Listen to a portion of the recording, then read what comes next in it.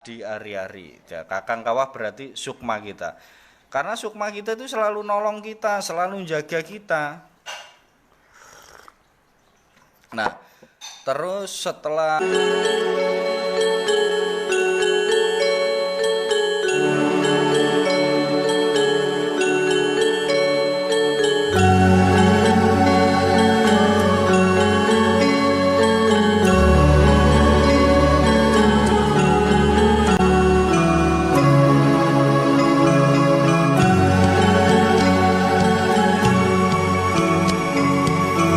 sifat mau segala-galanya, itu kiblatnya tetap berada di dalam hati kita.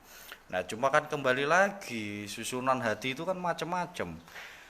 Jadi sedulur papat limo pancer itu yang kayak waktu itu pernah kita bahas sebelumnya, ada yang hitam, ada yang merah, ada yang kuning, ada yang putih. Nah, itu sifat-sifat yang harus kita benar-benar kita kalahkan, kita redakan sifat-sifat itu. Angkara murka, amarah, keinginan, bersih, itu harus kita kalahkan. Kayak gini, kayak dulu ada cerita Bima yang pernah saya ceritakan zaman dulu itu kan. Bima itu suruh nyari mata air kehidupan sama Dewa Ruci. Setelah dia keliling kemana-mana cari mata air kehidupan, gak ketemu-ketemu. Nah, akhirnya dinasihati sama Pandawa 5 sama saudara-saudaranya, ketemulah Bima mata air kehidupan. Begitu ketemu mata air kehidupan, diambil, dijaga sama ular, berantem Bima. Begitu berantem, ular kalah, diambillah airnya. Begitu diambil airnya, terus dikasih sama guru Drona. Begitu dikasih sama Drona, kata Drona, ini airnya bener Bim, tapi kecampur darah ular, ulangi perjalanan. Diulangilah perjalanannya kembali. Begitu diulang perjalanannya, akhirnya Bima ketemu mata air kehidupan itu di dasar laut. Nyemplunglah Bima. Begitu nyemplung, dijaga sama raksasa 2, Bima berantem kalah. Nah, begitu berantem kalah, akhirnya Bima ini ditolong sama Dewa Ruci. Begitu ditolong sama Dewa Ruci, dinasihati sama Dewa Ruci. Bim, hidup itu harus bisa mengalahkan yang hitam, yang kuning, yang putih. Yang hitam, yang merah, yang kuning, yang putih. Nah, tapi untuk mengalahkan semua yang ada di dalam diri itu susah, Bim. Maka semua itu harus dirangkul. Hitam angkara murka. Semua manusia di dunia ini pasti mempunyai sifat angkara murka.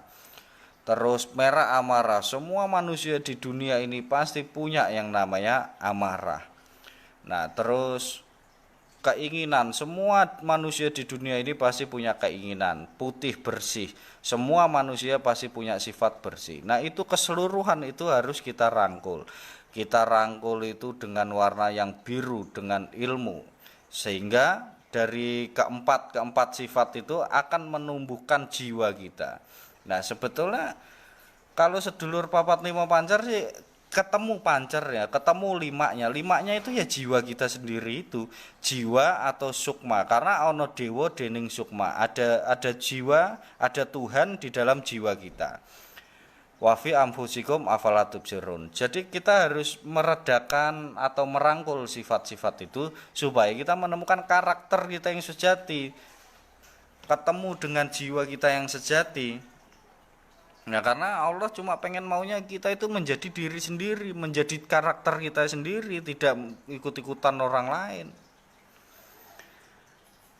Nah, begitu. Itu sedulur papat limo pancer. Nah, itu kalau kita ambil ke dalam diri. Tapi namanya tafsir itu kan banyak ya. Sedulur papat limo pancer yang pertama kakang kawah. Nah, kakang kawah ini kita cari nih. Apa ini kakang kawah? Kakang kawah katanya itu yang menyelamatkan kita. Kakang kawah itu yang sudah ada sebelum kita ada. Begitu kita teliti kakang kawah apa ini simbol daripada sifatnya.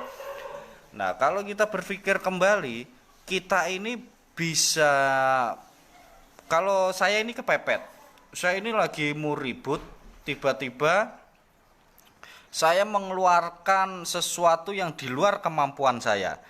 Nah, sesuatu yang di luar kemampuan saya sebetulnya itu kan memang kemampuan saya yang memang tidak saya sadari. Kenapa tidak saya sadari? Karena saya nggak memperdalam itu semua.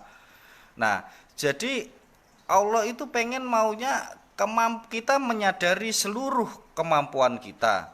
Nah, jadi disitulah karakteristik yang sejati, kemampuan yang terpendam di dalam diri, itulah yang disebut kakang kawah. Nah, berarti kakang kawah ini bisa dikatakan sukma. Terus kakang kawah adi ari-ari. Ya, kakang kawah berarti sukma kita. Karena sukma kita itu selalu nolong kita, selalu jaga kita. Nah, terus setelah kakang kawah adi ari-ari. Berarti kita ini punya adik.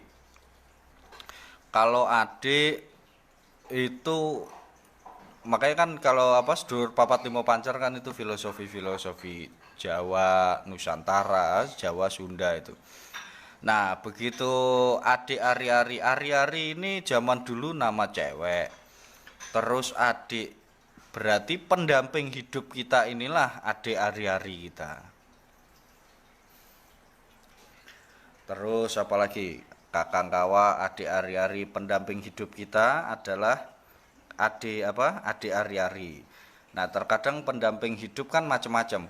Ada yang memang sudah menjadi istri kita, ada yang memang belum menjadi istri kita. Makanya kalau orang Jawa itu manggil istrinya pasti Dek. Mau istrinya lebih tua pasti dipanggilnya Dek, Dek, Dek gitu.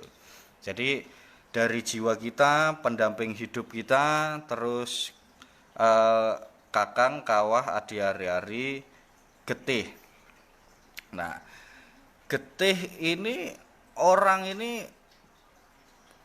bisa makan, bisa hidup, bisa bergerak ini lantaran adanya getih. Getih adalah pusat daripada segala rasa. Karena kalau tangan kita ini dikaretin itu darah kita beku, nggak ketemu darahnya gitu. Aliran darah beku, nggak ada rasanya. Nah, berarti darah kita adalah pusat daripada segala rasa. Nah, segala rasa ini berpusat pada darah, dan darah ini mempunyai pusat, yaitu adalah hati. Nah, terus kakang kawah adi ari-ari getih pusat. Nah, pusat ini semua berpusat pada pikiran kita, Baitul Makmur atau alam cipta kita.